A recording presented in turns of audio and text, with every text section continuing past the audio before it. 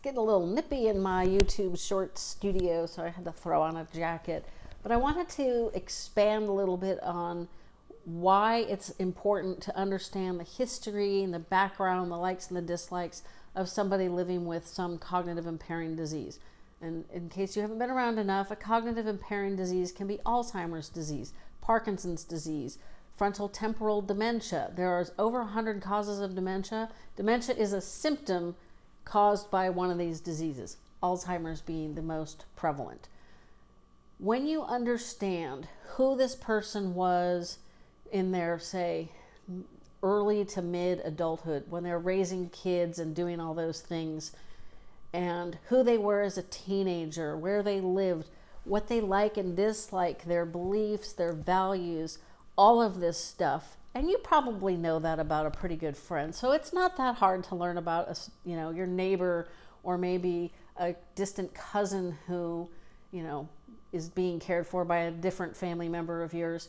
When you learn all of that stuff, you can interact with them so much better.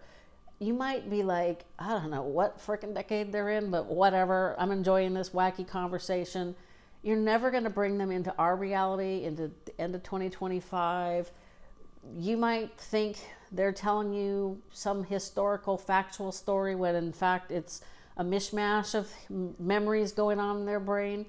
Just roll with it, because you can't change them, and you can enjoy it so much more when you realize that you can interact with them. You can ask questions when they make a comment that's like, huh? Oh yeah, okay. Just roll with it.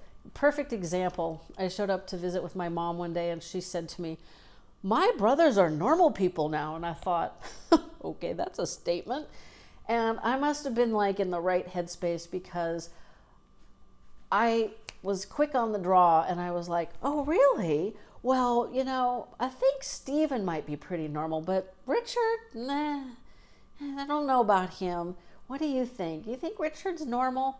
I mean, I don't know. These are my uncles. What's normal anyway?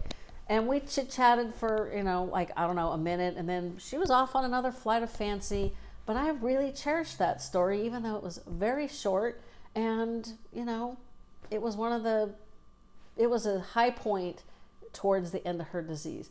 That's how learning about them, their past, their history, their values, their likes and their dislikes, makes interacting and engaging with somebody with dementia so much easier and so much more entertaining.